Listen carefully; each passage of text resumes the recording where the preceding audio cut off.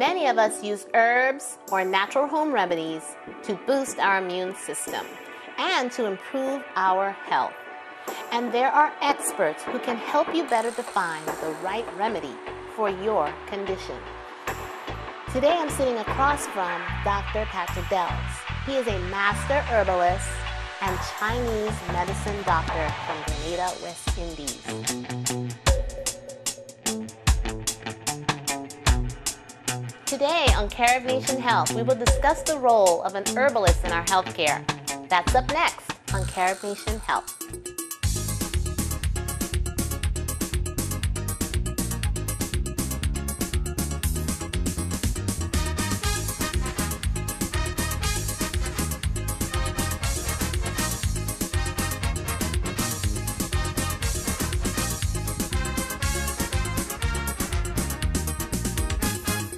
Hello, and welcome to CaribNation Health. I'm Lisa Boynes-Sindass, and my co-host, Dr. Kijana Nix, is away on assignment. Today, I have the pleasure of inviting Dr. Patrick Delves to CaribNation Health. Dr. Delves is an herbalist and Chinese medicine doctor from the Island of Grenada in the Eastern Caribbean. He has been practicing for over 35 years. We are excited to have him here today to tell his story and to tell us more about herbs, foods, and their value toward healthy living. Dr. Delves, I'm so happy to see you here today. Thank you for coming to CaribNation Health. And thank you for inviting me. I appreciate that. It's such a blessing to have you. Thank you. Well, I wanted to go right into it. So I would like you to tell us about what you do. You are an herbalist and Chinese medicine doctor. And can you tell us what a herbalist is? Well, an herbalist is a person who deals with plants.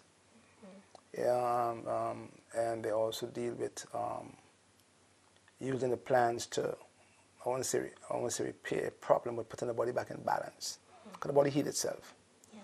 So we don't want to use the word plant cure, because that's false information. See what I'm saying? So a herbalist is a person who uses plants to help the body to balance itself, so that the body could function in a better state. Oh, okay. So it's a big difference in... So it's a big difference than suppressing symptoms in traditional medicine. Right. Okay. You don't suppress the symptoms because we look at the cause of the problem.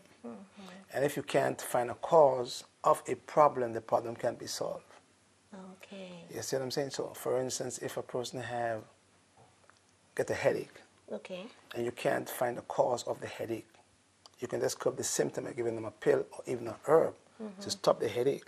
But if the headache is coming from the liver, we call it liver thyroid and headache in Chinese medicine. Oh, I see. If that headache is coming from the liver, we go to the liver. Oh, Headache disappears, they don't come back.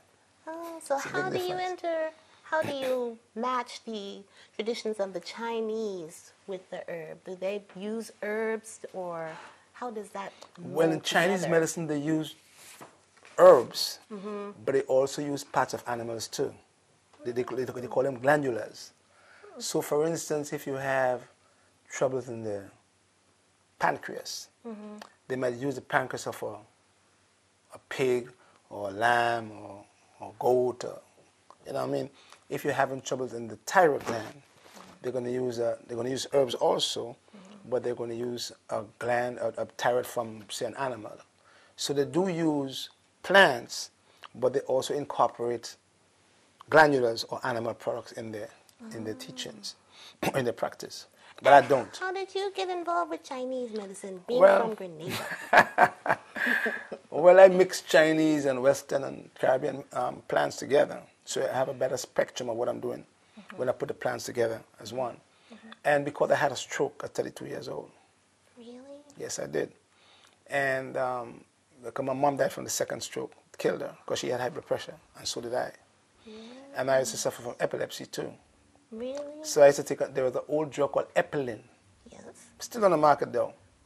I used to be taking that. Now they give you Dilantin and Tegretol. And when I got my stroke, I had slight disability. You know, the speech was okay, but the movements was kind of like limited. And then I was on a few drugs, and then I went to this Chinese doctor called Dr. Wu, still alive today. And he taught me how to fix my troubles. Now, he's still in Chinatown in New York. I go visit him all the time when I come to New York, you know. So how did you see him? How did you meet him? Somebody turned me on to him. A brother called Hans Modest turned me on to him, because Hans Modest was also into health already, by juicing and stuff like that. And then Dr. Wood taught me how to use the plants and put them in cast iron pots, not the aluminum pots and stuff like that. Yeah. And in about 9 months, I was off all my medication. Praise the Lord. And the 3 doctors who said to me, if I don't keep on the drugs, I'm going to get a second, what we call a revolving stroke. In the medical term. Second stroke, they all died and leave me behind, right? Yeah. Now I'm still here, and they all died. You're still here. And yes, how old ma'am. are you today? May I ask? May I? Who? 65. Wow. Look into that camera and tell those people you're 65. Hold on now. Hold on. Over there. Oh. Yes, ma'am. Okay. We have to listen to this brother. Yes, sir. Yes, we do. So I met you in Grenada. Yes, you did. My good friend, Dr. Tanya Edwards. I went to school with her at Howard. And so here we are. She's like, you got to meet this guy. He's a rock star. He's all into the health and wellness. Yeah. And I know you are too.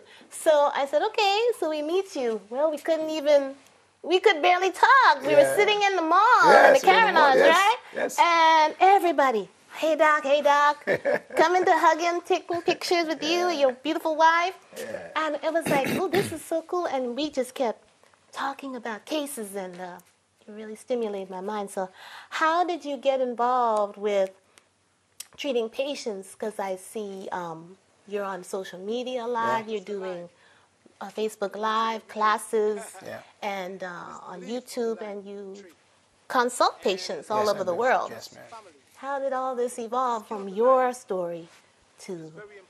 Well, after my recuperation from my stroke, I decided to go out there and teach other people to follow a program that I followed, not only for high blood pressure, but also for diabetes. So I started to research on people who were suffering from diabetes and hypertension, and I realized that a lot of us was deficient in certain minerals, because the body functions on more minerals and vitamins. And I noticed that a lot of people who have hypertension was deficient in magnesium, because magnesium is found in the heart muscle. See. And then again, we know that your high blood pressure can come from the lung, it could come from the liver, it could come from the gallbladder, but most of all the kidney, because the kidney controls the heart, you see. Because I think we mentioned about, we had a conversation when you were in Grenada where we said that the kidney is water and the heart is fire, and water out fire. So the kidney controls the heart. And because the kidney manufactures renin, to normalize a person's pressure, we look at the kidney function. A lot of people have bad kidney health. So usually if we find the cause, and a lot of people have what we call clogged arteries too, where the coronary arteries are all clogged up. So if we find that they have a blockage, where I deal with medical doctors though, I want to mention that too. I wanted because, to know. Because as a matter of fact, speaking today, I always tell people that we herbalists can't use CT scans, MRIs, X-rays, and blood work. Well, that was a question I had for you. I wanted to know how you work with the medical community, or traditional medicine, conventional medicine, and do they refer to you? Do you refer patients back to them? Yes, ma'am. How does that go? Well, I work with Dr. Sebastian Peters, and he's an endocrinologist where they do the glands. And him and I did programs together. So if I see a patient that have a goiter, for instance, and I will take them to him, and then we'll do the TSH and the T3, T4, look at that, and then he will say, let's put the thyroid to sleep. Okay. So, I learn a few things from him, and then we will do that, and then we say, well, you try to get rid of the goiter there, and I will use plants for that. Okay. Because he don't believe in drugs removing the goiter, just surgery. Okay. So I will show him how we can do that naturally with plants while he's putting the thyroid to sleep, you see. So you all are doing true integrative medicine. I call it complementary medicine. Complementary. Yes, ma'am. Yeah. So then I have a cardiologist who I work with also. Very open-minded brother. He's my nephew also. So if there is a person who have cardiomyopathy, or they have AFib, fibrillation that is, or they have palpitation or arrhythmia, irregular heartbeat, I will consult with him. Okay. Okay. If we use the plants and the plants seem to take a longer time to work, I will ask him what we can do, and then he will give us instructions on what to get to heal the heart to stop palpitate, while we are fixing the heart muscle at the same time. This is beautiful. Because sometimes, the heart palpitates because of the adrenals. It can palpitate because of the thyroid gland. So we would go to the endocrine system and kind of balance them back, and also in the process help the heart to stop the palpitation, you see. And at the same time, are you working on the patient's diet? Must work on the diet. The diet is very significant. Diet and lifestyle changes is important. Because I had to change my diet and my lifestyle, and I never had another stroke. So I'm teaching people these things, that it could happen. Because the body heal itself. And how do you what is the key lifestyle factors that you do and dietary measures that you can contribute to your youthness? Well, I don't eat flesh. You don't eat flesh? I don't eat anything with eyes. No eyes? And I do a lot of fasting. I fast a lot. I fast like every 6 weeks. I take a fast for 10 days. No food at all. No food? No food. What do you just drink? Water and juices and teas. Water and juice and tea. Yeah, and then after the 10 days, I will go back into the environment, and I fast once per week. And then I eat once per day and 3 to 4 days per week. Oh, so it's sort of like the intermittent fasting. Yes, well, I wouldn't call it intermittent fasting. Intermittent fasting means you don't eat in the morning, but you eat in the evening. Well, they have one version where you eat, you skip a day or two. Yeah, well, I just don't eat for 3 days, and in the 3 days that I don't eat any food, cooked food that is. Cooked food. I don't eat dead atoms, to call it. Okay. So I will juice a lot. So I have a juice and a blender. That's how I live. I live on a juicer and a blender. Juicer and a blender. Yes, and if I do eat, it's going to be like the primary foods. And what are primary foods are peas and beans. Okay. And the secondary foods are grains and nuts and seeds. Okay. So what we do, we mix the primary foods with the secondary foods to normalize the protein content of the primary foods. See what I'm saying? And then we have the tertiary foods, which is the proteins and the fruits. Do you feel hungry when you do this? No, ma'am. I've been doing it for over 30 years. You feel energized? All the time. And then some people say to me, I'm malnourished, How? Because I'm eating once per day, 3 days per week. And I'm saying, well, I'm malnourished because I'm eating once per day, 3 days per week, and you're eating 3 times per day, and the hospital full of you. So I'm not malnourished. That's what I'm saying. So the person who eats 3 meals per day is malnourished, I would say, because they're eating dead atom. They're not feeding their glands and organs anything. With rich nutrients. Exactly. Where I juice everything, so I feed my cells and my tissues, so I stay a little bit more healthier than those. And you don't have to take any medicine anymore. No drugs at all. I don't take not one pill. It's beautiful. It's so strange. Right? And then what we're doing is now, we're helping people to come off or wean them off. We use the word wean. Don't take them off the drugs. Yes. We wean them off gradually. With their doctor. With the doctors, yes. With the doctor's advice, So what are the common cases or patients that come to you, and what ailments do they usually have? Diabetes. Diabetes. Well, right now in the Caribbean countries, including Grenada, cancer have taken over from diabetes complication. And I want to use the word diabetes because a lot of the people in the Caribbean countries are eating a starch diet. A lot of starches. Not the good starch. They call it the good starch, but it means not. Starches are very complicated. And because they're not using the complex carbohydrates, well, that's what I meant. Then they use a lot of the refined carbs, and then they don't clean, and the pancreas become very lazy because they put the pancreatic secretion in an acid terrain, whereby the pancreas functions in an alkaline terrain. The secretion is 8.0, 8.3, alkaline.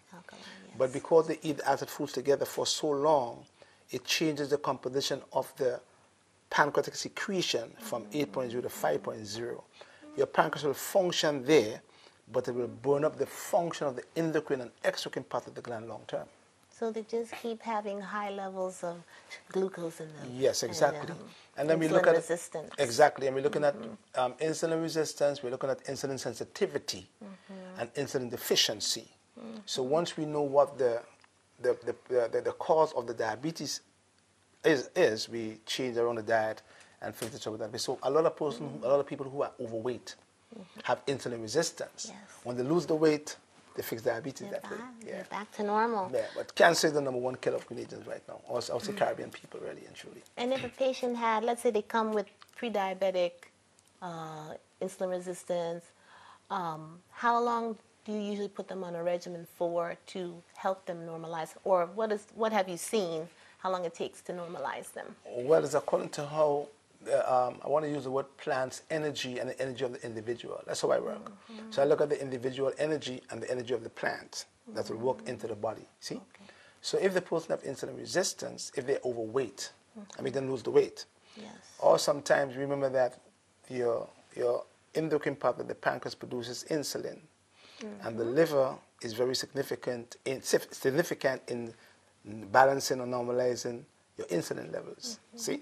So I work between liver, pancreas, and adrenal glands. There you go. See? That's where everything is out of whack. Yes, it's out of whack. So I want to say that the body functions in a balanced state.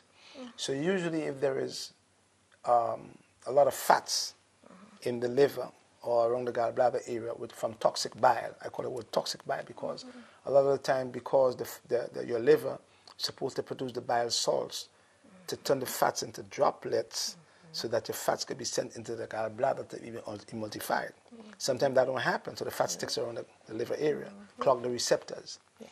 I will unblock the receptors by using plants like wild yam and gentian and blueberry and they feel so much better. Yes, and all of a sudden they say, "Oh my goodness, my sugar was 200 milligrams per deciliter, now it's 105." Beautiful. Yeah, so it happens every day, you know. That's wonderful. Yes. So I know you get a lot of reward out of that. You feel? Yeah, I feel happy because it's not about everything is not about monetary reward. It's about feeling better. Somebody feels better. So we have programs now that we are putting people on. We have our program going on for 30 days for women only. For women only. Only women, yeah. And why women only? Because we are looking. It's special. Because a lot of our sisters in the Caribbean is full of fibroids. Yes. Full of ovarian cysts and PCOS. Yes. Breast cancer is on the rise, and especially black women. And uterine cancer, ovarian cancer, cervical cancer. So what we did was we put a program together for women only for 30 days to remove certain things that cause or contribute to breast cancer, like the hormonal foods, the dyes in the hair. Yes. You know what I mean? You know, so we these programs are put together whereby we say for the 30 days, don't use these products. Just eat clean foods and keep the reproductive system well. It's the truth. And they started feeling better already in just 5 days, so it's amazing. Yes. So we have one for men coming up. The one for the men is to prevent prostate enlargement, BPH, prostate cancer, prostatitis, ED, and impotence in men. So we have that program on the 5th of February. Ailments that men. Yes, ma'am. So if you were to say, what are the top best things people can do to prevent all these things before they get to you, before they get to their, they have to take 10 pills a day? What are they doing wrong in our society, in the Caribbean, America, all our Afro and indigenous people? What are we all taking and not doing right that we could really stop, that would prevent us from coming to anyone right now? Well, the first thing is to keep cleaning. It's very significant, especially the organs of elimination. They are being bombarded with toxic foods every day. Yeah. And a lot of us don't give them a break. So I always say clean or purge, tonify, stimulate. So what we say is there's a few methods of therapy that I go by. One is called tonification. So we tonify the organs. One is called stimulation. We stimulate the organs. So once the organs are stimulated, sickness can't come in because it's strong. See what I'm saying? And we say blood purification because you must purify the blood because the blood is your life. So once the blood is free from acid and toxins, diseases can't function there. So I promote cleansing on a regular basis. Take some time to fast and give the organs a break and rest them and feed them plants. And then in turn, and keep the lymphatic system draining, moving properly. And then you'll see that you'll get better health. Because that's what I do on a regular basis. And people who are following these programs are amazed. You know what I mean? So it's wonderful. And so when you're getting back to the fibroid, fertility issues, the endometriosis, What is the driving force that women are prone to getting this, especially women of color? Estrogen dominance. Thank you. Estrogen dominance as a key. I think I had a program last week where I talked about the Th1 lymphocyte and Th2 lymphocytes and talked about breast cancer. And we know what the Th2 lymphocyte does. You know, they create more tumors than the Th1 lymphocytes. Yeah. So we tell women to avoid eating the foods that have lots of estrogen, man-made or synthetic estrogen made by man. We look at that, and we always tell women not to be constipated. Because once you are constipated, you have recycling estrogen coming back into the portal vessel again, and these growths will accumulate in your uterus. Yes, so we teach women not to eat the foods that is proper. Look at plastic bowls, look at plastic cups, you know, try not to be constipated, try not to eat the food that have a lot of pesticide and herbicides and estrogen. And that way, these man-made estrogen don't escalate and steal the combination locking receptors, giving you all these growths. You know what I'm saying? I'm glad we talked about that. Yes, so important. And, you know, I also want to talk about the kids. Do you have any patients that are children, pediatric patients? And if you have you, what have you done with them? So lots of children come with ADHD, eczema. But I like to work with Dr. Lowe is not she's open-minded in certain instances. So, for instance, she'll talk to me about prostate cleanse for children. And she's in Grenada? Yes, ma'am. Okay, yes. You know, and we will talk about that. But the children, I will always like to send them back to a pediatrician. Yes. Yeah, because that's the best way for the children. If I feel I could repair the problem, I will tell the mother, okay, change the child's diet. If the child has eczema, for instance, it could be from leaky gut. And I will say, okay, change the child's diet, feed the child off of fried foods and dairy, and there's a big difference, you know. Yes. So we go on the inside and the outside if it's eczema. Okay. And if it's ADHD, we would look at the endocrine system. So what I like to do is when a child or suffering from ADHD, we would look at the heavy metal poisoning and do a heavy metal test. And again, we go back to a doctor again. We must go to the doctors for that. Let's go back to the doctor. And some will be open-minded and take the test, and some are not. And if they're open-minded, they will take the test and look at the mercury content, high mercury, high aluminum. And then after we find that the heavy metal is very high in the child's brain, then we will do what we call a heavy metal cleanse with tricardia, made by some doctors. That will remove the heavy metal from the brain, and then we give the child plants that will help the child to concentrate. It's called focus formula.